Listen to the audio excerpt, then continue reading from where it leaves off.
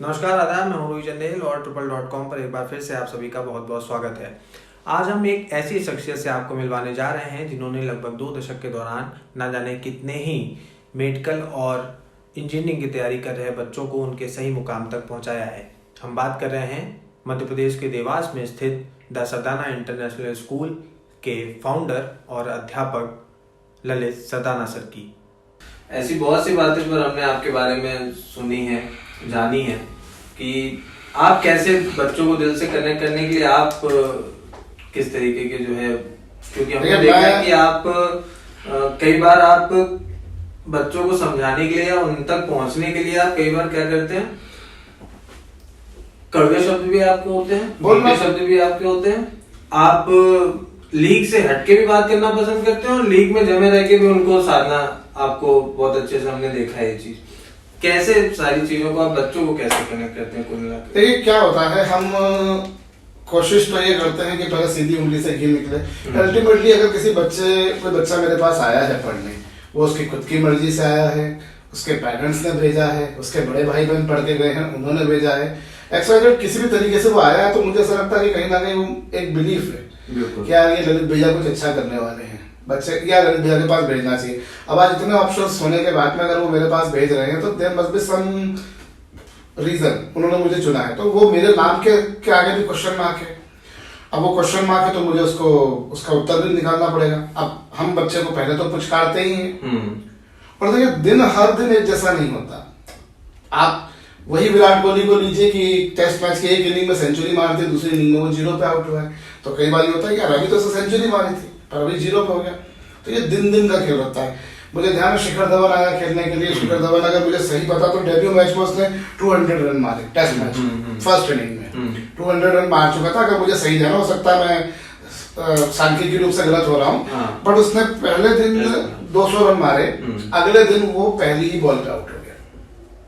पहली बॉल पे आउट हो गया, मतलब वो उसकी इनिंग चल रही थी और जब वो इसी इनिंग को कंटिन्यू करने लग गया तो वो 0 पे आउट हो गया। तो ये तो दिन का खेल होता है। तो ऐसे कई बार होता है कि कोई बच्चा किसी दिन अच्छा कर रहा है, किसी दिन खराब कर रहा है, लेकिन क्लास में वो कितना टेक्निकली स्ट्रांग है वो नजर आता है। और मैं अगर ये कहूँ आपसे कि जो चीजें क्लास बताती है, जो बच्चे का जो चेहरा बताती है ना, वो कुछ और नहीं बताता।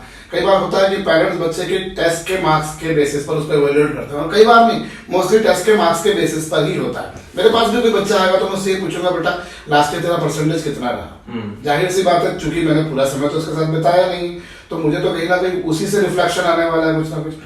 अब वहाँ जब हम मार्क्स कम पाते हैं तो उनको लगता है या डफर है, या डल है, या कमजोर है, या वीक है। आप जो शब्दों को कहना चाहें आप उसको चाशनी लपेट के बोले, या उसको आप कड़वे शब्दों में बोले कि ठस है। बात तो वही है।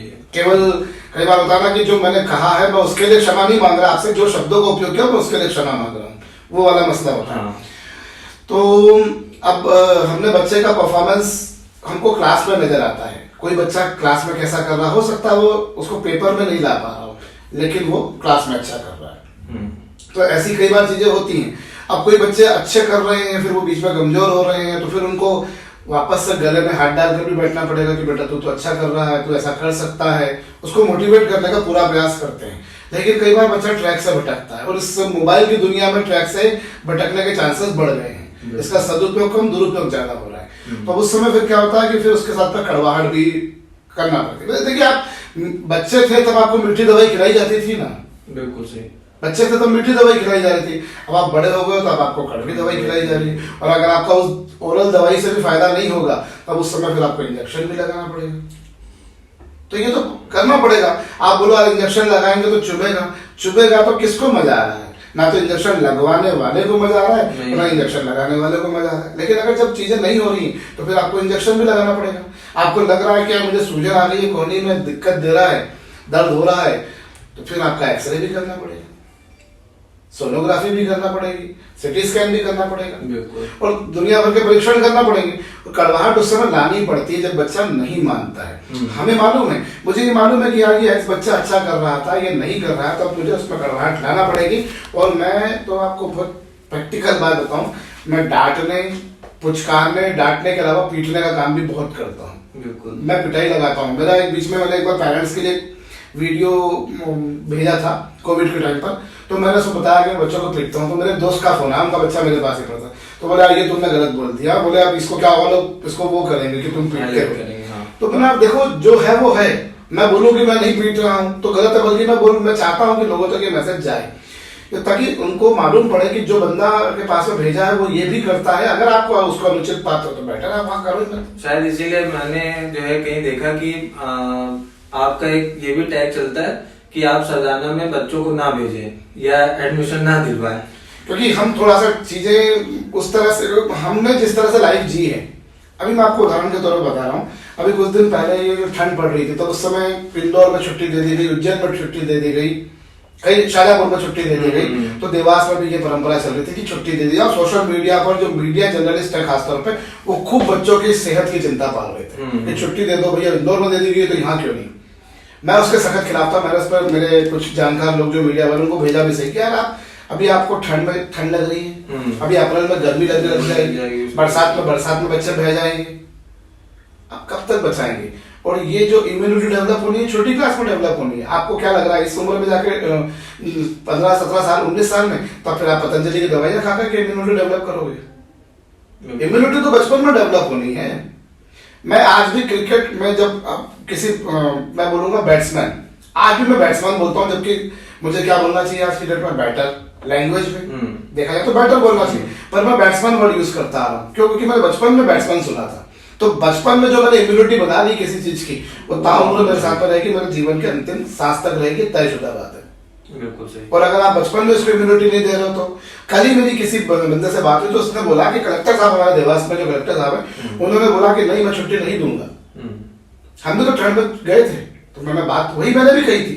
बिल्कुल सही। हाँ भाई हम भी ठंड में जाते थे क्या? उस समय से ज्यादा कम टेम्परेचर हो गया है अभी। आप मुझे बताइए क्या उस समय टेम्परेचर 16 डिग्री सेल्सियस था और आज 6 डिग्री सेल्सियस हो गया? माशाल्लाह उस समय 4 भी हुआ होगा, 2 भी हुआ होगा। बिल्कुल। और इन्हीं परिस्थितियों से ही लड़के वो आप जब तक आप एक फिजिक्स में एक फिनोमेनन होता है कि जब आप किसी कंडक्टर में करंट पास करते हो तो उसी कंडक्टर में उसका रेजिस्टेंस भी आना है, उसी कंडक्टर में उसका रेजिस्टेंस ऑफर करना है। रेजिस्टेंस ऑफर करने वाला कोई और नहीं होगा। तो वो जो प्रतिरोध विद्युत धारा के प्रवाह के लिए उस चालक में हो रहा है, वही तो प्रतिरोध उसके अंदर भी आएगा, हमारे अंदर भी आएगा। वो तो ठंड आएगी तो प्रतिरोध भी तो जनरेट होगा ना, कैसे नहीं होगा। कड़वाहट बोलना जरूरी होती है कई बार, क्योंकि आप जब तक कड़वाहट नहीं बोलोगे ना तब तक मैं जब पढ़ रहा था तो मेरे पापा को, मेरे पिताजी गजरा गियर्स में जॉब करते थे। उनको उनके बॉस ने कहा कभी कुछ, क्योंकि जब गलतियां होती हैं तो बॉस कुछ बोलता है और कई बार नहीं भी होती तब भी बोल सकता है, हो सकता है, बॉस बॉस रहता है। और ये कहावत हमारा कि बॉस इज ऑलवेज राइट, ठीक है ना। तो मेरे पिताजी के बॉस ने कहा था कि तुम गरीब लोगों से कुछ नहीं हो सकता, ये शब्द थे उनके।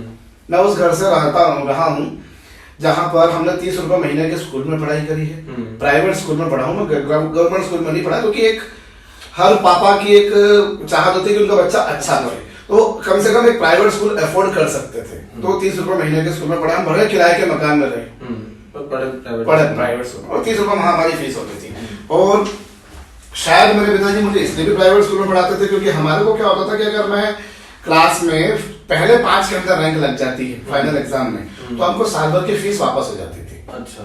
वहाँ पर एक तरह से यूं कहा जाए कि स्कॉलरशिप मिल जाती थी। जैसे मैंने 6ठी क्लास में अंडर 5 आ गया तो क्या होगा, मुझे पूरी 6ठी क्लास की पूरी फीस इंक्लूडिंग बुक्स की फीस मुझे मिल जाएगी। तो जब उनको दिख रहा है कि मेरा बेटा इतना होनहार तो है कि 5 के अंदर रैंक लगा लेगा, तो फिर अपने को जब पैसे बचाने ही हैं तो टैक्सी के बचाए ना, अपन टेम्पो के क्यों बचाए, वो वाली बात आ जाती है कि भाई गवर्नमेंट में भी पढ़ेगा तब भी पैसा मिलना है, उसमें भी।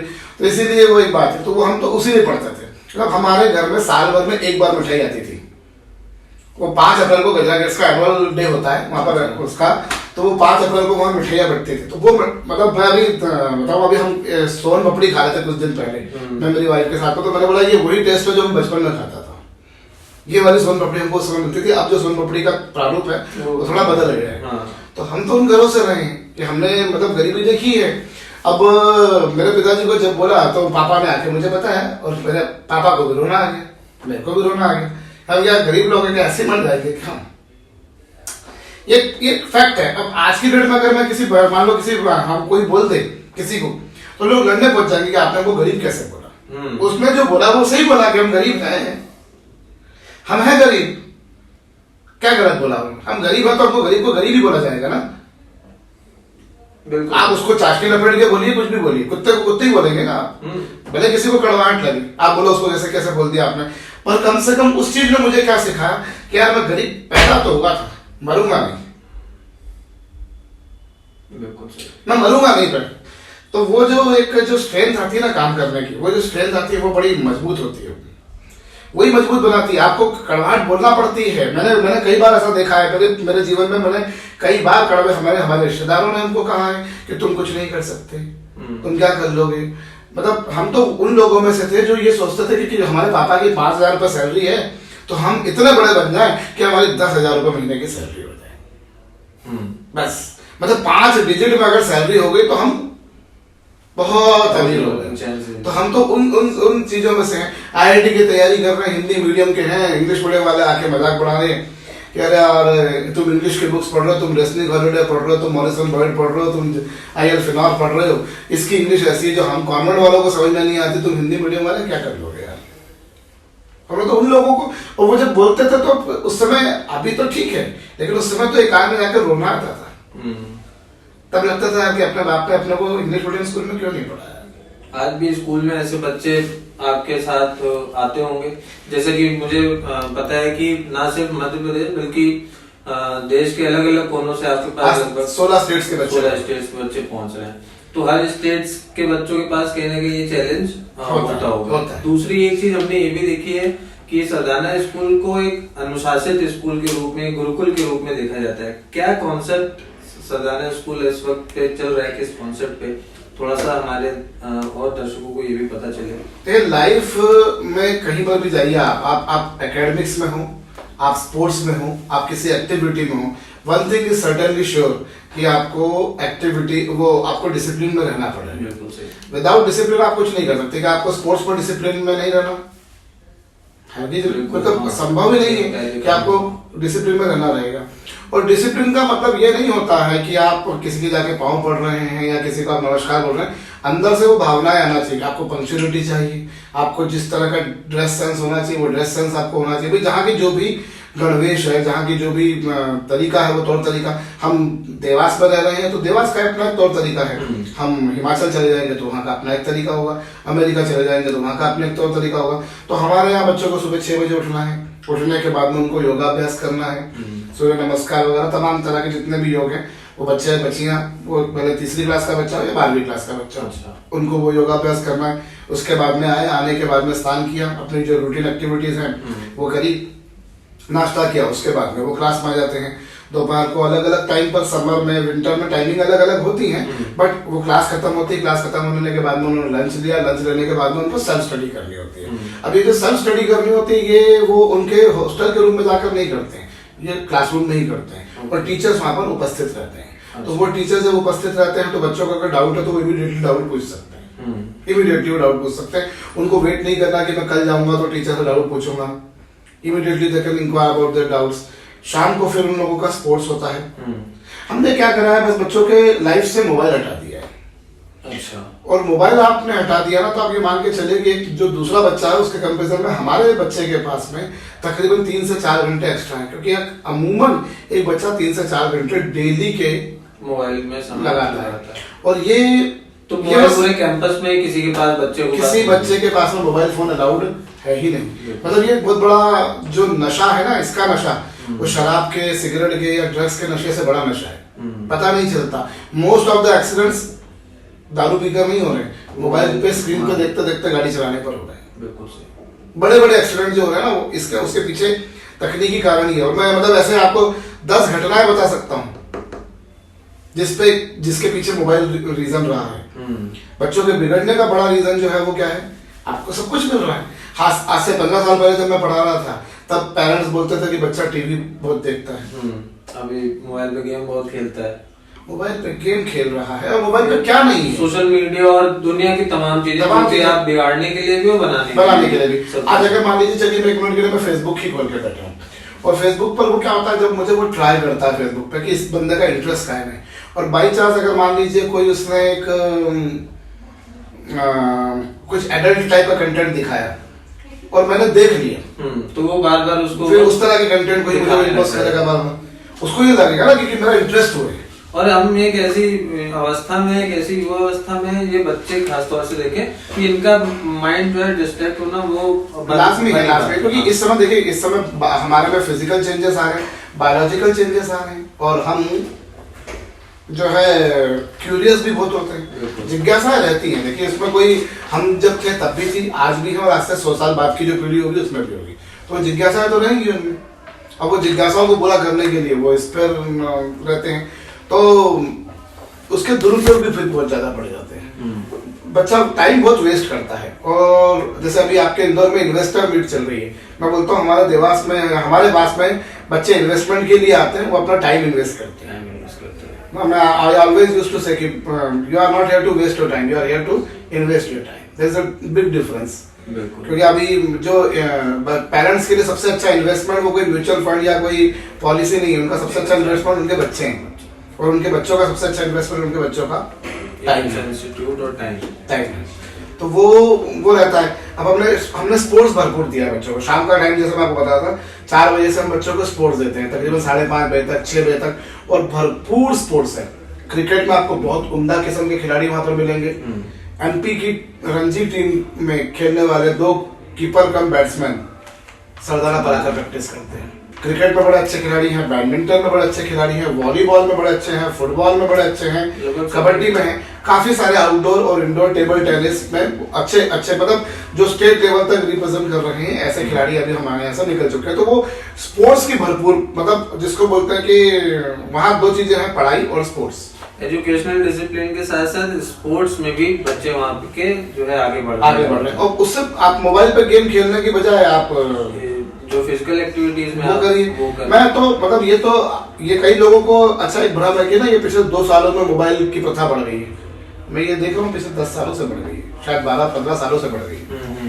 2009 में, 2010 में बच्चों के पास जब मोबाइल फोन था बच्चों के पास में मोबाइल फोन, तो वो SMS किया करते थे, तो व्हाट्सएप नहीं था।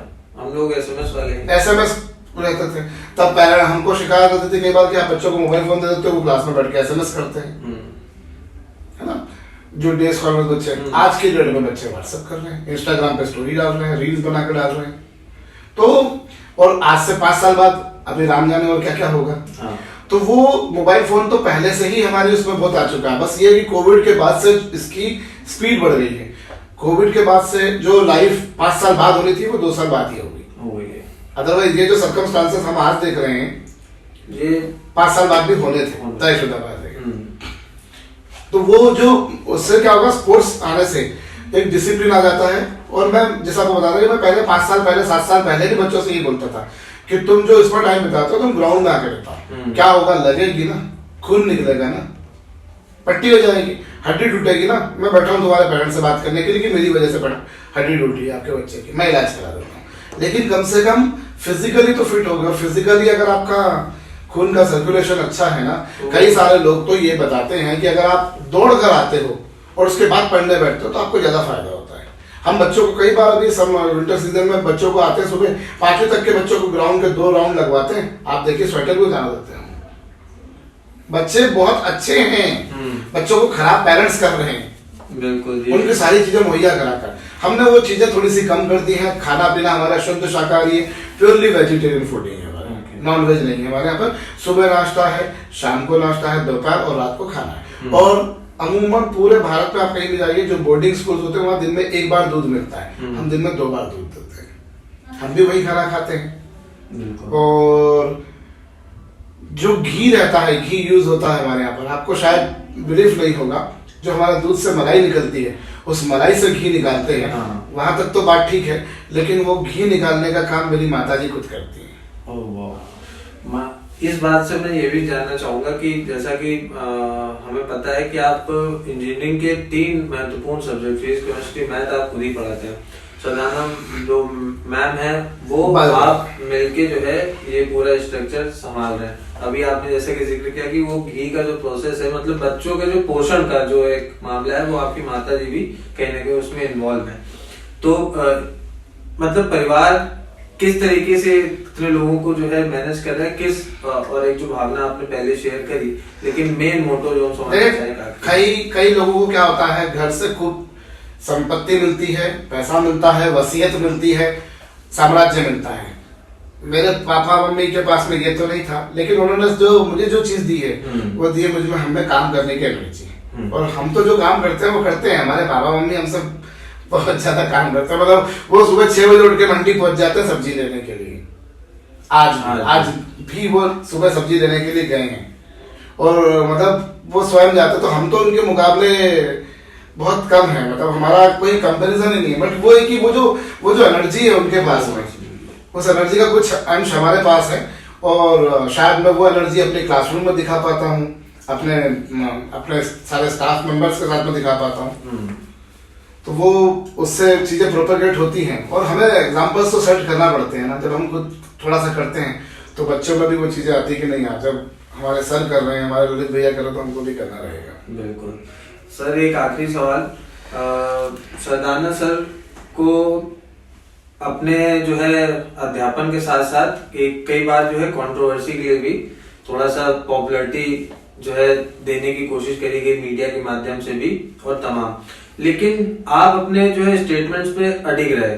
जहां तक हमने देखा, क्या मतलब वो जो अनुशासन वाली जो आप बात करते हैं या जो कंट्रोवर्सी अलग से उठने वाली जो आप बात करते हैं, कितनी जरूरी है वो सारी चीजें जो आप बोल रहे हैं आज के दौर में, आज के बच्चों के लिए, और अगर हम आने वाली पीढ़ी की बात करते हैं तो उस रवैये को रखना या उस स्टेटमेंट पे कायम रहना? वो देखिए, मतलब मीडिया में कई बार एक सेंटेंस छपा करता है कि साथ फलाने नेता ने एक विवादित बयान दिया।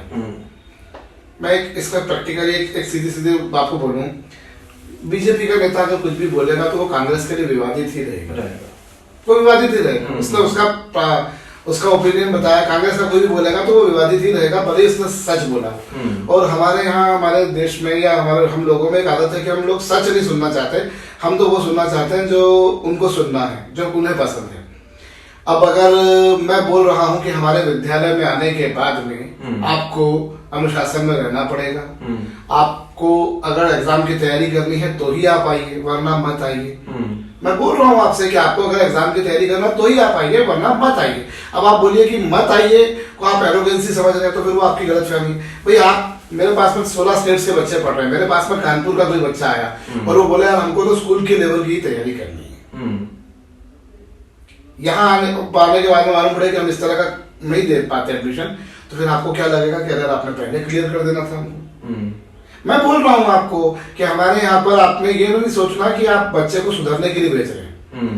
एक हमारे यहाँ वो चलता है कि बच्चा अगर बिगड़ा हुआ है, मस्तीखोर है, कुछ गलत हरकतें कर रहा है, तो पेरेंट्स क्या बोलते हैं, इसको हॉस्टल में डाल दो।